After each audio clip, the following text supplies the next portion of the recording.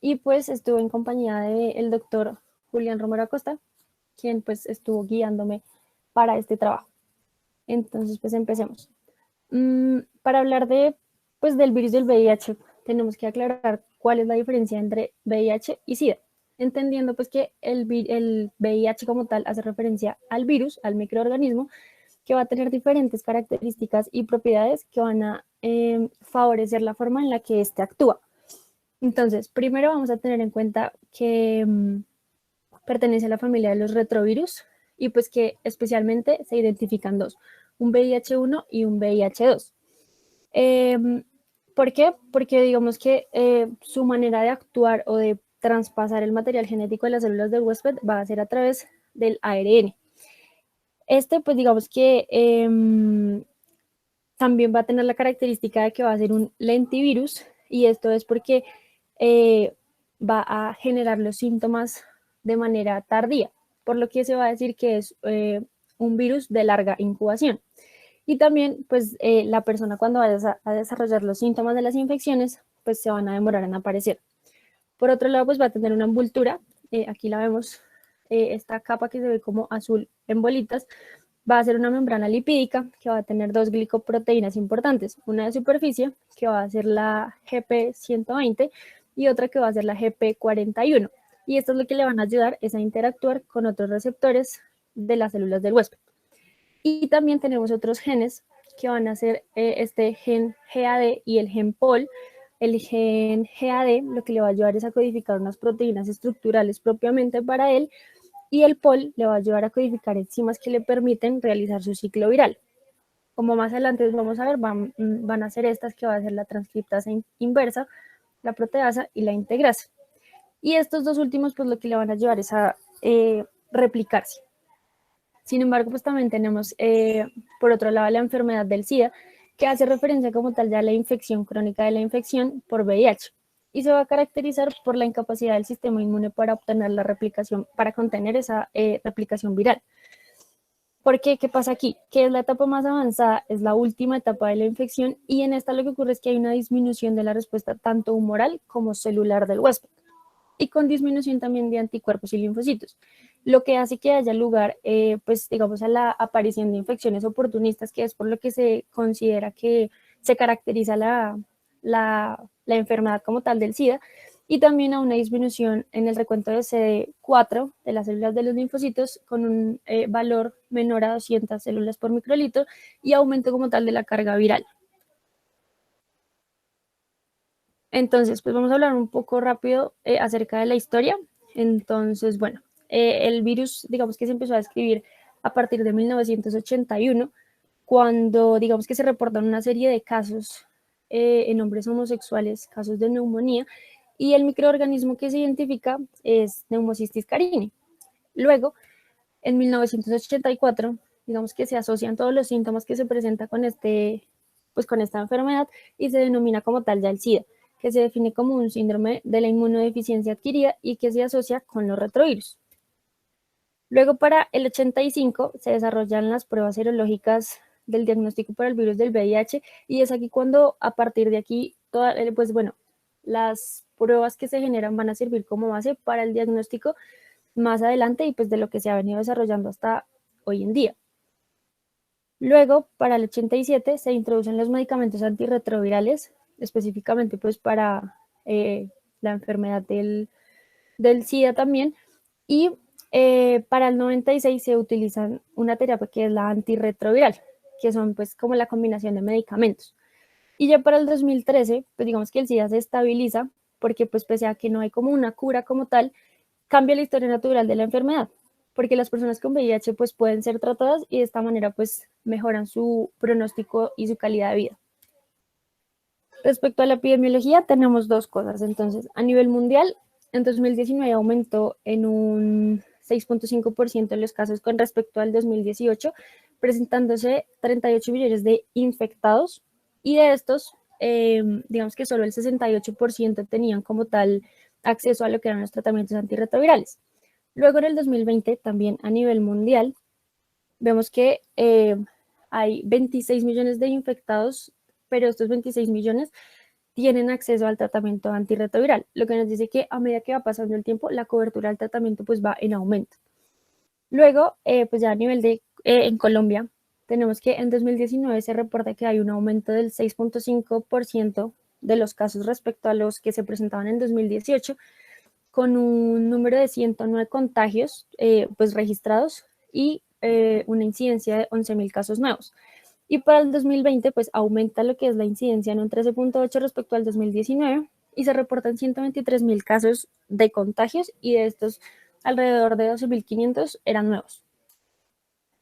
Dentro de los factores de riesgo, entonces pues digamos que vamos a tener unos principales como son las relaciones sexuales entre personas heterosexuales, que representan el 42.8%, parejas homosexuales, también lo que es el uso de drogas de manera intravenosa, que representa un 15%, y la transmisión vertical en un 3%.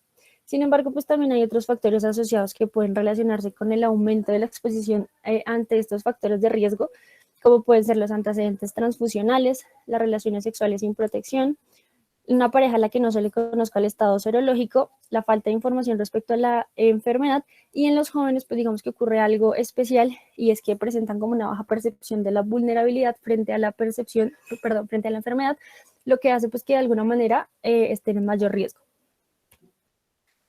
Entonces, vamos a hablar un poco de la fisiopatología y de la forma en la que actúa el virus. Entonces, para ver el ciclo del virus, vamos a ver que tiene como unas células objetivos, las cuales van a ser las células dendríticas, los macrófagos y las células TCD4. Entonces, vamos aquí a la imagen y cuando ingresa el virus, pues principalmente ingresa por la mucosa anogenital y durante la relación sexual. A través de la glicoproteína G120, que es la de superficie, se va a unir a las moléculas, bueno, a las células que tengan receptores para CD4. Y pues también si hay células dendríticas del epitelio cervicovaginal o en caso de epitelio amigdalino para las relaciones sexuales orales.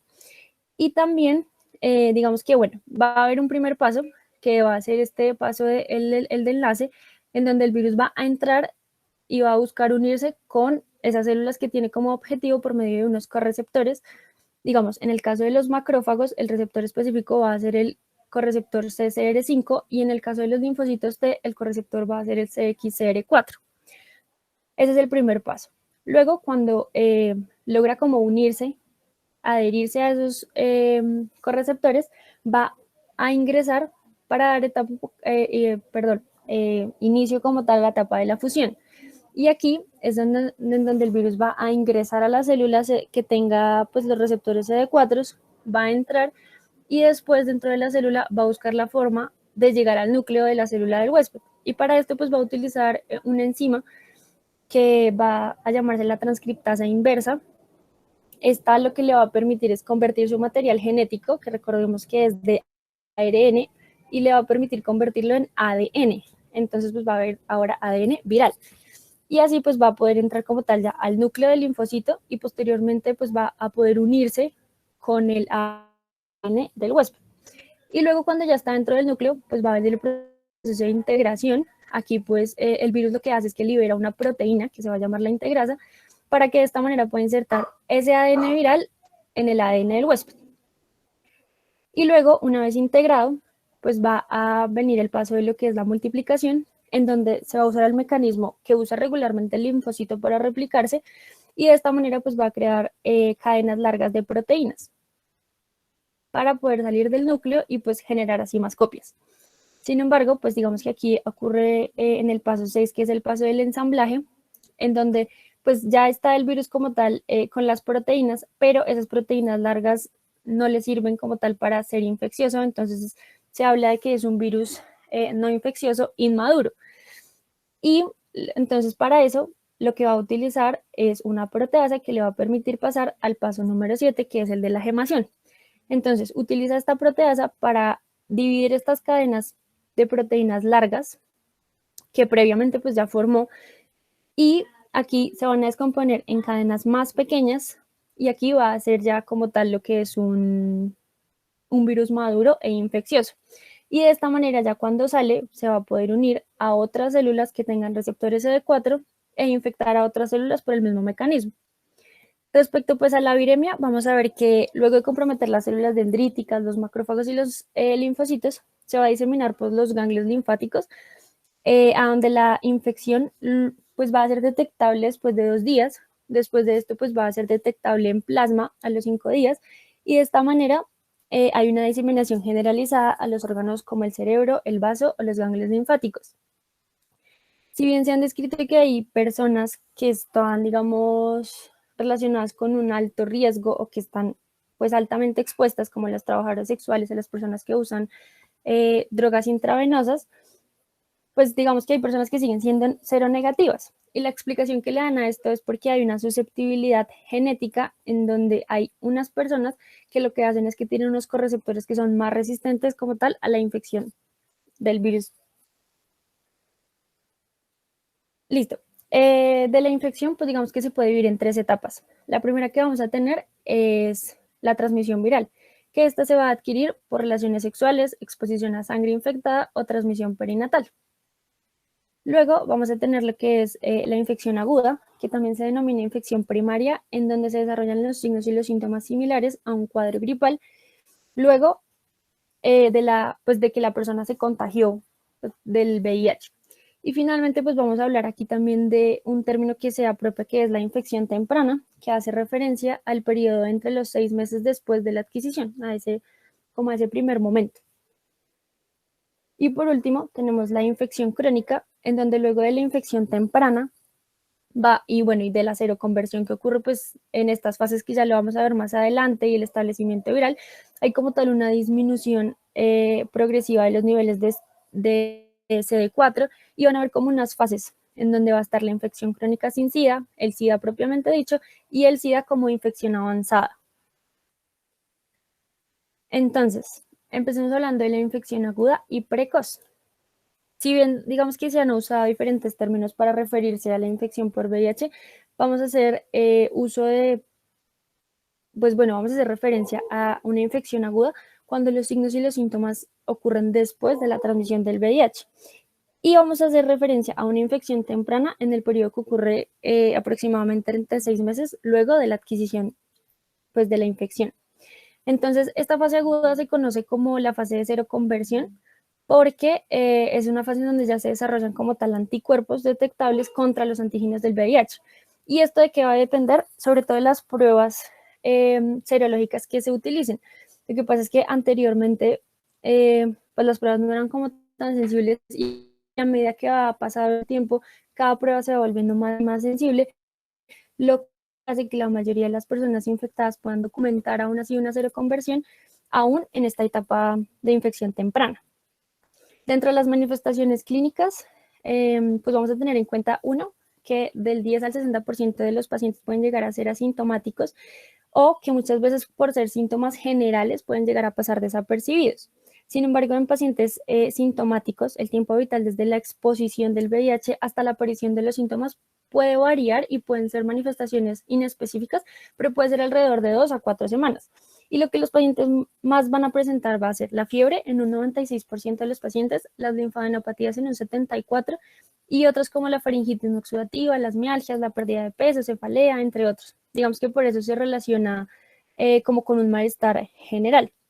Sin embargo, pues los síntomas, también aquí lo que se puede hacer, o lo que, pues digamos que lo que se trata de hacer, es que se hace como un diagnóstico diferencial en esta fase con otras enfermedades como son la mononucleosis por Epstein-Barr o las infecciones por citomegalovirus. Y digamos que al examen físico, lo que se puede encontrar en la orofaringe es que puedan existir aftas, edemas o hiperemia faringeo, y también las linfadenopatías que pueden ser cervicales, axiales u occipitales. Y en cuanto a los cambios en el laboratorio, lo que vamos a encontrar es que en este periodo pues va a haber una replicación viral que va a ser rápida, y por ende pues se van a infectar como tal las células CD4, y también el ARN viral va a ser alto. ¿Por qué? Pues porque pues el virus va a estar replicándose constantemente. Y el recuento de CD4 va a descender de forma transitoria como respuesta a lo que está combatiendo nuestro organismo. Listo. Ahora vamos con la infección crónica por VIH sin SIDA. Entonces, en este periodo, pues digamos que se caracteriza porque hay una estabilidad viral y una disminución progresiva del recuento de CD4. Y esto va a ocurrir en ausencia del tratamiento antirretroviral, donde la persona puede llegar a tener niveles incluso menores de 200.000 células por microlitro hasta dentro de unos 8 a 10 años. Por eso la progresión de la enfermedad suele ser tan lenta. Respecto a las manifestaciones clínicas, las personas con VIH pueden tener pocos o ningún síntoma graves, antes de que haya pues una inmunosupresión grave.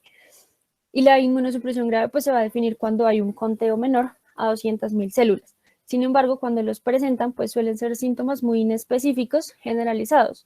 Puede presentar las personas fatiga, diaforesis, pérdida de peso, entre otras. Pero sin embargo, al examen físico van a persistir lo que son las linfadenopatías generalizadas persistentes. Y este término de linfadenopatía generalizada persistente se va a referir a cuando hay un aumento en el tamaño de los ganglios de manera normal, por lo menos en 2 sitios diferentes del cuerpo, por un mínimo de 3 meses y en donde no hay explicación. También, pues bueno, vamos a ver que hay alteración de las mucosas y de la piel. Entonces, digamos, los pacientes pueden llegar a generar candidiasis orofaringia, bulbo vaginal o leucoplasia vellosa oral, que es pues esa lengua blanca que ven ahí, y también pueden llegar a generar episodios de dermatitis seborreica. Algunos pacientes también desarrollan unas comorbilidades que se dice que pues las desarrollan más temprano de lo que lo desarrollaría una persona que no está contagiada de VIH. Entonces puede llegar a presentar enfermedades cardiovasculares, osteoporosis, disfunciones orgánicas, entre otras. Y digamos que esto lo que se le explica es al momento de la inflamación crónica inconstante en el que está pues el organismo y a la activación inmunitaria, que pues aunque la persona esté con tratamiento antirretroviral, y si bien este lo que hace es atenuar como tal ese envejecimiento prematuro, pues no se elimina por completo. Y en cuanto al laboratorio, vamos a tener que hay una rápida disminución de las células CD4 que va a disminuir en promedio en un 4% tras el año de la infección. Pero pues esto va a ocurrir, ¿por qué? Porque pues las células se van a destruir constantemente y va a haber un desplazamiento de esas células con CD4 hacia los ganglios linfáticos. Sin embargo, pues al año de la infección, las tasas digamos que van disminuyendo progresivamente, pero son de disminución lenta. Entonces pueden llegar a pasar los años hasta que el conteo pues realmente sea grave y pues sea menor a 200.000 células sobre microlitro. Respecto a el SIDA y la infección avanzada por VIH, entonces, como mencioné al principio, pues el SIDA es el resultado de una infección crónica por VIH y el consiguiente agotamiento de las células CD4 con recuentos inferiores a 200.000. Sin embargo, la infección avanzada se usa para referirse como tal a una infección cuando el recuento de CD4 es menor a 200, aún sin tener terapia con antirretrovirales. Pueden haber manifestaciones clínicas que se conocen como enfermedades oportunistas, y aquí pues vamos a hablar sobre todas las infecciones bacterianas, candidiasis, criptococosis y otras neoplasias malignas. Aquí digamos que más adelante vamos a hablar del sarcoma de Kaposi, también de la neumonía por Hiroshi, toxoplasmosis cerebral, etc. Y se van a presentar casos de amanciación, que pues es como esta foto que la ven acá, en donde hay una pérdida involuntaria del peso y pues esto presenta como tal un estado patológico. Y en cuanto a los laboratorios, pues además de que hay un recuento de CD4 disminuido, menor a 200.000, pues van a presentar casos en donde se presente anemia, leucopenia, linfopenia, trombocitopenia, y esto se presenta en aproximadamente el 40% de los pacientes. Sin embargo, digamos que se dice que si aumentan las células por encima de 200 células sobre microlitro, en donde el paciente presente, pues como tal, una reconstitución inmunitaria y esté aumentando sus niveles de celulares y con ayuda de las terapias antirretrovirales, el paciente ya no tendría SIDA. Pues aquí vamos a ver que existe una clasificación en cuanto a las categorías clínicas según el conteo de los CD4. Y se va a agrupar a los pacientes por el conteo. Entonces el primero va a ser entre 500, el segundo entre 200 y 499 y el tercero menor a 200. Y también se van a agrupar por la presencia o no de los síntomas, teniendo en cuenta que el grupo A va a ser el grupo asintomático, el B el sintomático y el C pues las que presenten enfermedades oportunistas o demás. Independientemente del grupo, por los síntomas, ya sea A o B, si una persona tiene recuentos menores a 200.000, ya se dice que tiene SIDA. Y considerando que aparezcan enfermedades oportunistas, cualquier persona con cualquier conteo que tenga enfermedades oportunistas, pues ya se considera que tenga también SIDA. Aquí vamos a ver un cuadro como de las categorías clínicas y de lo que más resalta. Entonces, en la categoría E, lo más relevante van a ser las linfadenopatías y las adenomegalias. En la categoría B, lo que vamos a tener son enfermedades por tenias y enfermedades por bacterias oportunistas, graves, no graves, perdón. Entonces acá pues vamos a ver lo que es la candidiasis vaginal, la candidiasis orofaringia, también la displasia. Y en la categoría C, pues ya vamos a hablar propiamente de las enfermedades que definen como tal el SIDA. Las más importantes suelen ser enfermedades graves oportunistas, como pueden ser la neumonía por neumocistis jirovecii, el toxoplasma cerebral o la criptosporidiosis intestinal crónica. Y pues digamos que esta criptosporidiosis lo que va a generar es una diarrea crónica por más de 3 meses y pues digamos que aquí lo que se busca, en el otro caso, digamos, donde va a presentar infecciones como tuberculosis, pues también lo que se busca es que desde el principio del diagnóstico a las personas con riesgo se les pueda buscar como tal estos diagnósticos diferenciales o que nos puedan ayudar a que el paciente pueda llegar a tener algún indicio de complicaciones. Entonces, pues les pueden hacer radiografía de tórax o pues la prueba de tuberculina. Respecto al diagnóstico, pues vamos a tener en cuenta que se hace primero pues con pruebas de laboratorio y que, ¿por qué se hace? Porque ninguna de las manifestaciones clínicas como tal es muy específica para dar como tal el diagnóstico. Entonces, la detección puede hacerse por métodos directos o indirectos y esto nos va a permitir conocer no solo, digamos, quiénes estén infectados y qué alternativas para la prevención se puedan hacer, sino que además pues nos va a ayudar a hacer un seguimiento de los pacientes que tengan la enfermedad y de esta manera también ayudarlas a tener un pronóstico de la enfermedad y saber si el tratamiento que está recibiendo pues es eficaz o no. Entonces, pues digamos que para efectos de la charla nos centraremos en lo que son los métodos indirectos, que pues son los que podemos utilizar y que se van a basar básicamente en la detección de anticuerpos específicos anti-VIH. Estos métodos se dividen en dos. Las primeras son las pruebas de tamizaje y las segundas, pues las pruebas de confirmación. Las pruebas de tamizaje o de screening, pues digamos que van a ser altamente sensibles, es decir, que nos van a ayudar a detectar la presencia de la enfermedad. Pero lo que van a hacer las pruebas confirmatorias, como son altamente específicas, nos van a ayudar a confirmar el diagnóstico de la enfermedad. Entonces, pues vamos con las de tamizaje. Teniendo en cuenta que primero, pues son las más utilizadas porque tienen una metodología como un poco más simple y tienen una alta sensibilidad que le permiten, digamos, a los laboratorios realizar varias de manera simultánea. Estas fueron, digamos, que avanzando y digamos que las primeras que se crearon fueron de primera generación y pues hoy en día vamos en ensayos de tercera y cuarta generación. ¿En qué se diferencian sobre todo? Es en la detección de anticuerpos. Entonces, digamos que con las pruebas que hay hoy en día, digamos que este periodo de tiempo se ha ido acortando y pues las pruebas se han ido mejorando. Entonces tenemos el primero que es el inmunoensayo o la prueba de ELISA, en donde ocurre una reacción entre el antígeno y el anticuerpo y esto se da porque se inserta como tal un testigo enzimático que nos va a decir positivo o negativo, según si da como tal una coloración. Y de esta manera pues nos va a ayudar a detectar lo que es los IgM y los IgG desde la tercera semana luego de la exposición al virus. Sin embargo, pues estas pruebas ELISA son más sensibles que estas de rápidas de anticuerpos. Y luego, pues hablando de estas pruebas rápidas, tenemos que nos pueden dar resultados en menos de 20 minutos y que se pueden realizar en un entorno ya sea del laboratorio o en un entorno comunitario. Entonces, pues también son útiles en caso de que las personas pues no puedan presentarse o recibir atención médica de manera frecuente, oportuna. Bueno, entonces digamos que nos va a ayudar también para detectar los casos en donde hay una infección crónica. Y las pruebas de cuarta generación que se utilizan para el tamizaje también pueden ser útiles, sobre todo cuando se hacen pruebas en tamizajes de donantes. ¿Por qué? Porque digamos que esto permite conocer si el huésped o la persona que está donando pues ha creado anticuerpos contra el virus. Y pues aquí se utiliza sobre todo antígenos contra una proteína específica que es la P24 del virus y se puede hacer o puede ser, digamos, útil hasta después de 2 semanas. Luego tenemos las pruebas de confirmación. Y aquí tenemos que tener en cuenta, uno, que cuando una prueba de tamizaje sale positiva, necesitamos sí o sí de una prueba confirmatoria, pues por lo que es altamente específica. Y de estas, pues la que más se utiliza es la Western blot.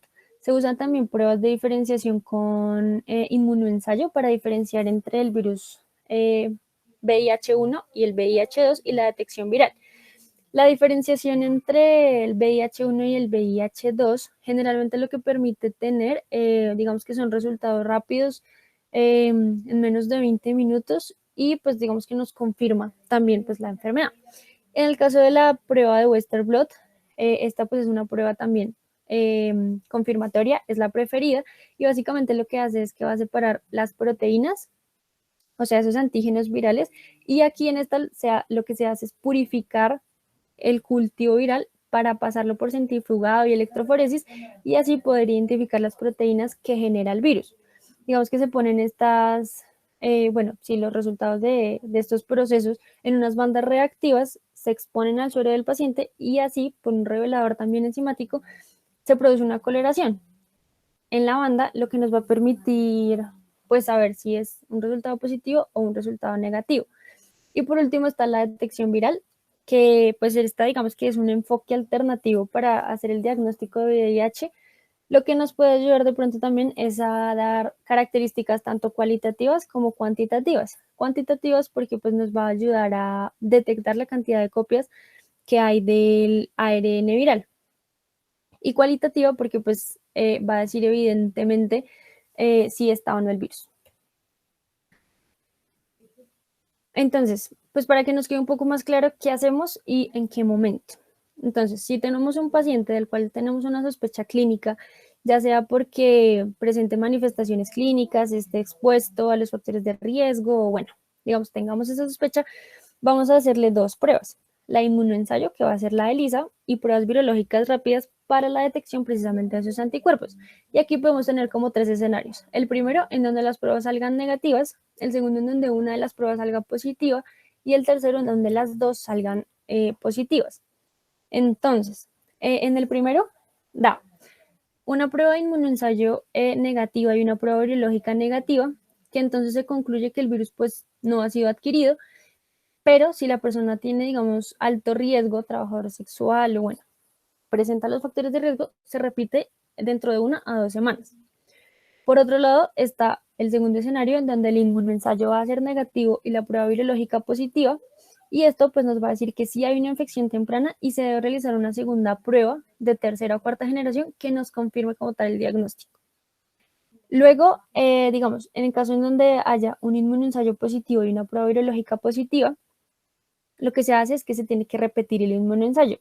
Y si sale positivo, nos confirma como tal el diagnóstico para VIH por medio de que hay una infección aguda, pero en caso de que sea negativo, como ya hubo 2 pruebas que salieron positivas, nos va a dar un resultado no concluyente. Y es aquí cuando podemos utilizar lo que es la prueba del Western blot, en donde, pues, si nos da positivo, se hace diagnóstico confirmado para VIH o si sale negativo, se habla de un diagnóstico negativo para VIH. Luego, bueno, vamos a tener acá pues una parte del tratamiento en donde lo que hacen es como aconsejar que el inicio de la terapia antirretroviral sea durante la infección temprana. ¿Por qué? Porque, digamos, luego de varios estudios se ha demostrado que un inicio rápido del tratamiento contrarresta las complicaciones a largo plazo. Y esto ocurre porque, digamos, en artículos, pues bueno, recientes recomiendan que el uso de la terapia antirretroviral, sobre todo en los pacientes, puede representar beneficios que a largo plazo, digamos, que le contrarresten las complicaciones que puede llevar la enfermedad. Por otro lado, está que la presencia de Bueno, las personas que presentan síntomas agudos se asocian con tener un mayor riesgo en la progresión rápida de la enfermedad. Y eso, digamos que si se retrasa el tratamiento, pues representa un gran factor de riesgo para este grupo de personas, que si bien empezaron los síntomas tempranos, pues la enfermedad les va a progresar aún así rápidamente.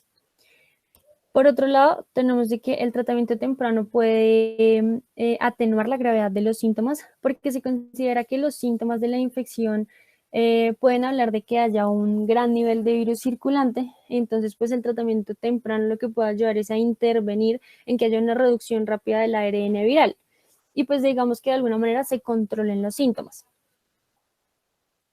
También vamos a tener que la terapia antirretroviral va a ser eficaz para suprimir el ARN viral en suero y así aumentar el recuento de CD4, sobre todo porque en los pacientes cuando tienen una infección aguda y temprana se asocian con mayor probabilidad de que haya una reconstitución inmunitaria y entonces pueden aumentar los niveles de CD4, pueden llegar a ser normales o pues estar muy cerca de los límites normales.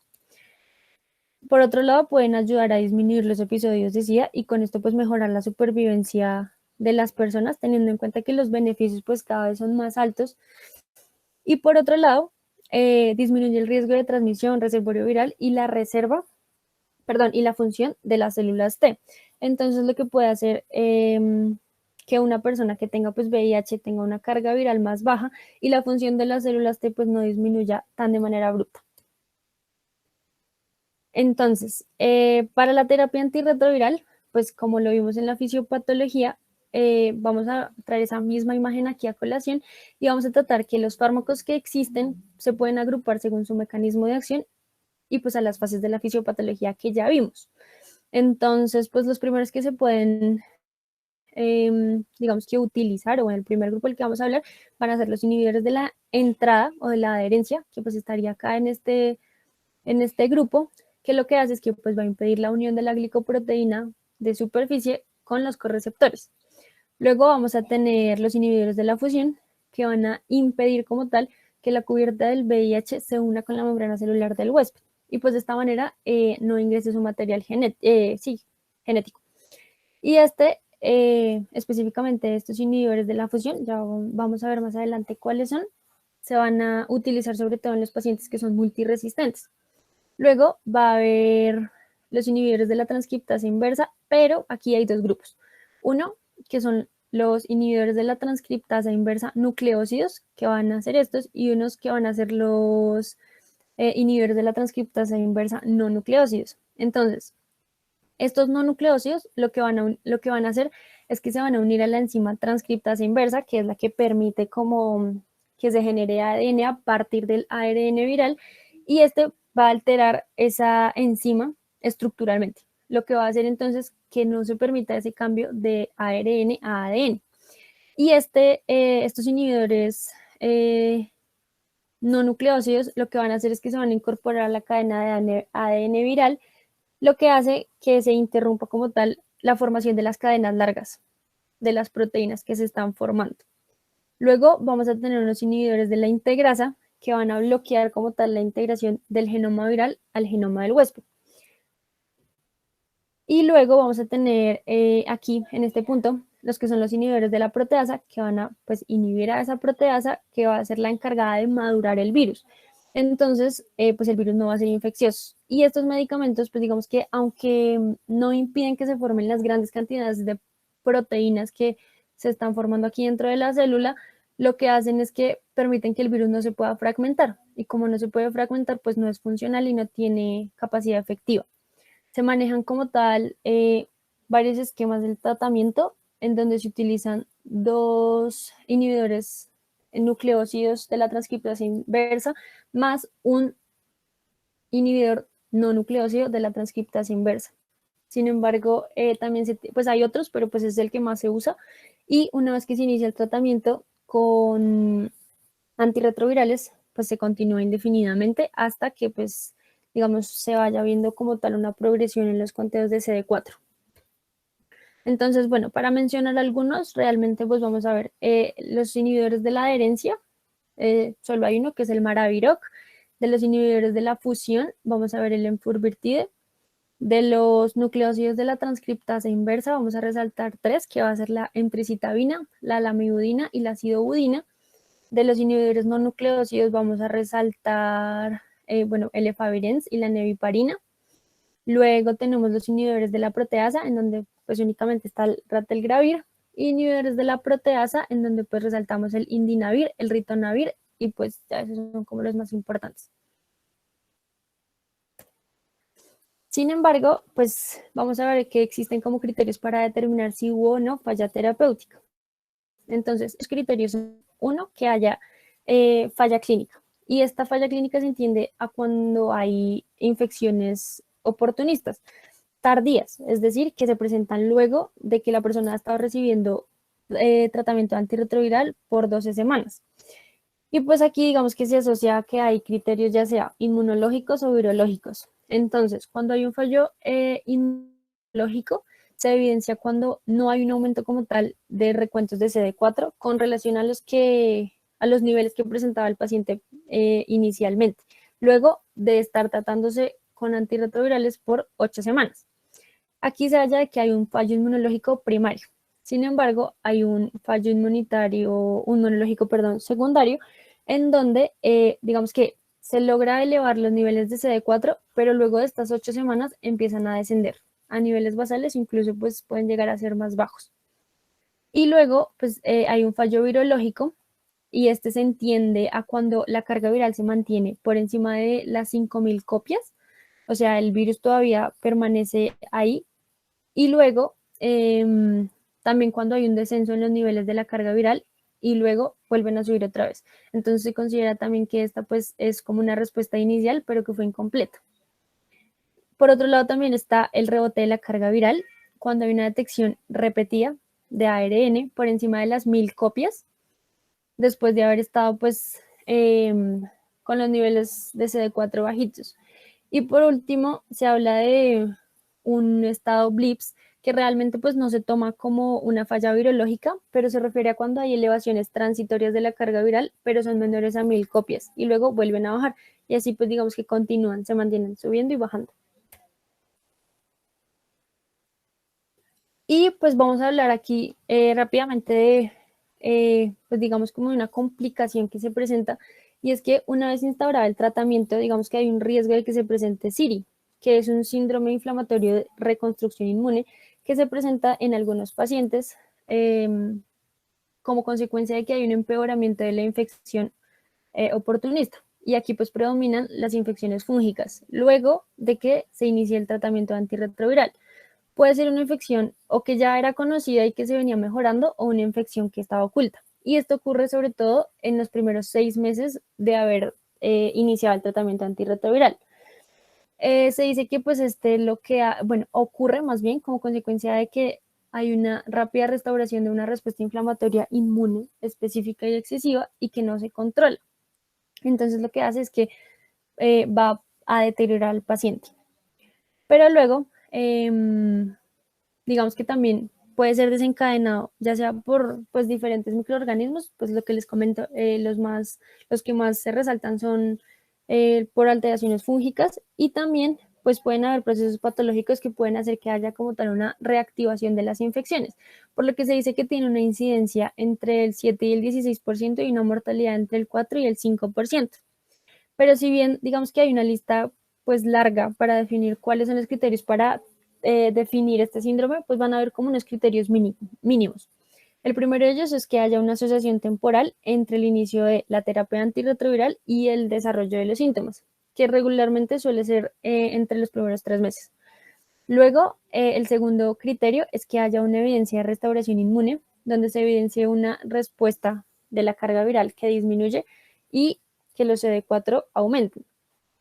Y por otro lado, el tercer criterio va a ser la presencia de signos y síntomas clínicos que sean consistentes con un proceso inflamatorio, y pues aquí digamos que se pueden ver alteraciones radiológicas o aumento de la presión intracraneal o hipercalcemia, bueno, cosas que nos indiquen que hay un proceso inflamatorio. Pero sin embargo, pues dada la fisiopatología en donde se lleva a cabo el síndrome, pues existen como tal unos biomarcadores inflamatorios que se relacionan con este síndrome, Entonces, aquí tenemos lo que es el interferón gamma, el factor de necrosis tumoral tipo alfa, la PCR y las interleuquinas 2, 6 y 7. Sin embargo, de las 7 se tiene que tener en cuenta que se asocia con casos de tuberculosis y criptococosis. Y pues, digamos que también hay otros factores de crecimiento. En cuanto a la clínica, a muy grandes escalas realmente, se puede hablar de que pueden haber infecciones asociadas, como pueden ser la criptococosis o la neumocistosis, en donde pues está dada por el Pneumocystis jirovecii en el líquido broncoalveolar. Y también la presencia de histoplasmosis. ¿Qué pasa? Que estas infecciones lo que pueden hacer es que pueden derivar al paciente a que presente otro tipo de complicaciones, como pueden ser granulomas, meningitis o lesiones en la piel. Y aquí, para el tratamiento, pues se tiene que tener en cuenta y reconocer que, pues primero, digamos que lo primordial sería prevenir este síndrome. Y este se hace pues con un manejo adecuado de manejo antirretroviral y también teniendo en cuenta cuáles son los pacientes que tienen un alto riesgo para desarrollar infecciones. Sin embargo, pues muchos estudios lo que hacen es que establecen que realmente iniciar el tratamiento temprano con antirretrovirales no estaba asociado como tal a desarrollar el síndrome, sino sobre todo las características del huésped y la manera en cómo se instaure la infección. Y aquí, pues ya digamos que el tratamiento como tal se centra a manejar el estado inflamatorio según la severidad. Se puede manejar o con esteroides o con AINES y pues rara vez es necesario suspender la terapia antirretroviral. Entonces, de las infecciones oportunistas más frecuentes, vamos a destacar dos, para las cuales pues, vamos a hablar de tratamientos profilácticos en caso de que los pacientes cumplan con las indicaciones o pues los factores de riesgo. Entonces, vamos a destacar en la infección por Pneumocystis jirovecii o Pneumocystis carini. Este lo que hace es que tiene unas indicaciones, sobre todo en pacientes que tienen recuentos menores a 200 células sobre microlitro, cuando tienen también candidiasis orofaringia, cuando hay una fiebre inexplicable prolongada o cuando anteriormente hubo un episodio previo de neumonía por Pneumocystis carini. ¿Qué pasa? Que la pauta recomendada es el uso de cotrimoxazol de 80 a 400 miligramos día por 21 días vía intravenoso. Y por otro lado, teniendo en cuenta que la inmunosupresión lo que hace es que favorece la aparición de las infecciones diseminadas y entre ellas se encuentran los grupos por micobacterias, pues acá está la infección por el complejo de Mycobacterium avium. Y este pues lo que va a hacer es que es un microorganismo sobre todo que se encuentra en lo que son aguas y en los alimentos. Y pues tiene unas indicaciones igualmente cuando hay células CD4 por menores de 75 células por microlitro, se hablará de que, de que se necesita una profilaxis primaria. Y pues se trata con claritromicina o acitromicina, pero pues digamos que no se recomienda o no está indicada precisamente porque hay una baja incidencia de la infección, pues como tal de este complejo. Y en otro caso, digamos que se hace referencia a una profilaxis secundaria, que es cuando ya hubo un episodio previo por micobacteriosis, ahí se utiliza la claritromicina a 500 microgramos cada 12 horas y se le añade el etambutol a 15 miligramos kilogramo día. Entonces, ya como tal de las complicaciones propiamente del SIDA tenemos varias y entre ellas destacamos las complicaciones neurológicas en donde el VIH puede llegar como tal al sistema nervioso central durante la etapa inicial y cuando la enfermedad progresa, pues aquí se manifiesta. El principal trastorno neurológico que se produce como tal es una encefalitis que progresa a una demencia o también puede llegar a generar mielopatías progresivas o neuropatías periféricas. Dentro de las complicaciones endocrinas, principalmente vamos a tener que se relacionan sobre todo con la tiroides y aquí pues lo que van a hacer es que se van a presentar infecciones que ya pueden ser, digamos, por citomegalovirus, por micobacterias y estas lo que van a hacer es que van a generar unos nódulos tiroideos ya que van a, bueno, pues por esas infecciones que se están dando y van a alterar la función de la glándula. Por otro lado, también tenemos las complicaciones gastrointestinales, llegando a generar unas diarreas crónicas, como les digo, mayores a 3 semanas, que se complica y puede llevar al paciente a que tenga una pérdida de peso y pues dolor abdominal y pues en general síntomas gastrointestinales y también se pueden asociar episodios de hepatitis. Y por último, tenemos lo que es como tal el sarcoma de Kaposi, la cual es una neoplasia o pues el tumor más frecuente que se desarrolla en los pacientes con SIDA, lo que digamos que ayuda a que haya un estigma social de estos pacientes, precisamente pues por las imágenes que están viendo. Digamos que presenta una diversidad de manifestaciones clínicas, sobre todo dérmicas, en donde pueden haber manchas en la piel, placas, nódulos, que pueden ser de diferente tamaño e incluso pueden comprometer los ganglios. Y la parte que más compromete suele ser la mucosa oral, sobre todo la parte del paladar. Y ya para terminar, pues digamos que no sobra hablar un poco acerca de la prevención, teniendo en cuenta que pues si eh, tratamos como tal la prevención, pues no tendríamos que dar tratamientos a las enfermedades, sería pues más fácil prevenir las enfermedades que se pueden, digamos, eh, tratar de que no se presenten. Y pues aquí pues llegaríamos a ese ideal. Entonces existen unos métodos para prevención que son preexposición y postexposición. Entonces, dentro de la preexposición está el uso de preservativos, practicar la monogamia, también, digamos, en el caso pues, de las mujeres, vacunarse en contra del virus del papiloma humano y pues para ambos sexos tener vacunas contra hepatitis B y también el control de lo que es pues las drogas y el alcohol. Y las medidas de posexposición, pues como tal no hay una medida que evite las complicaciones o pues la parte como compleja de la enfermedad, pero sí lo que sí se puede hacer es evitar la exposición a los patógenos, digamos como tal los gatos, para no tener como tal o disminuir el riesgo de presentar una toxoplasmosis y hacer una encefalopatía, y digamos también la acogida de la terapia antimicrobiana junto con los tratamientos de la terapia antirretroviral que se establezcan. Y esas serán mis referencias y muchas gracias. No sé si de pronto alguien tenga preguntas.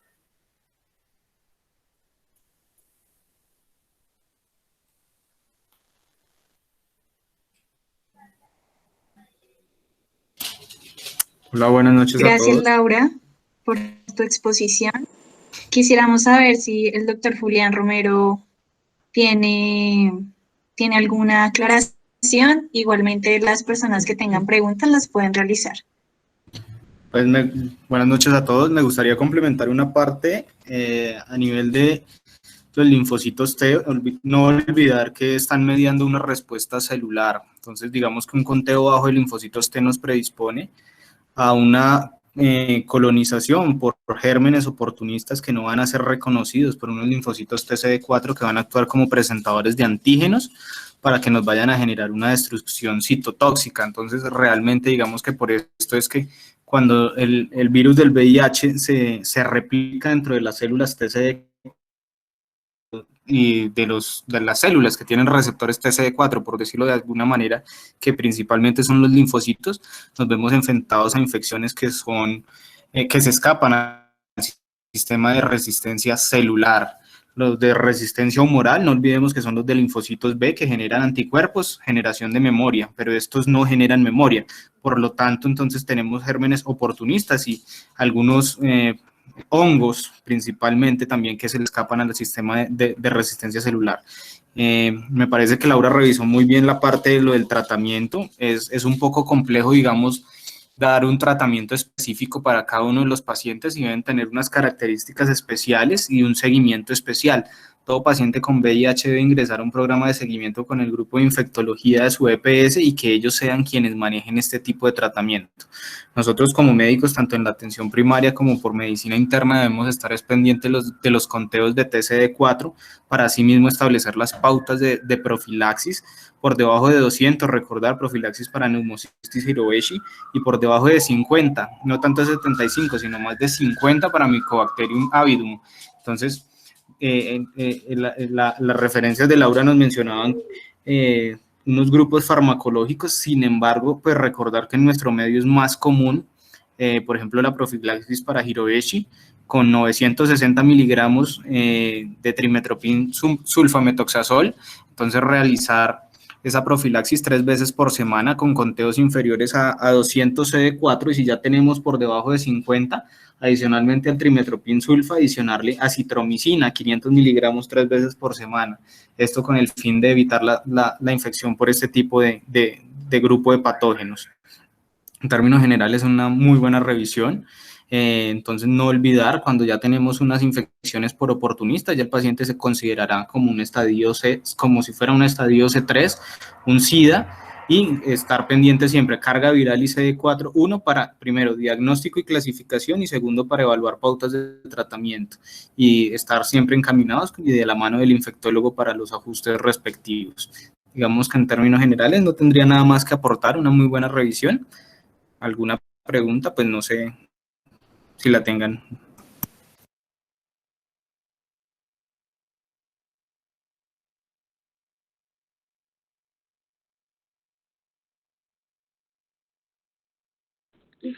Doctor, creo que hay una pregunta de cuáles son los periodos de mayor transmisibilidad del VIH.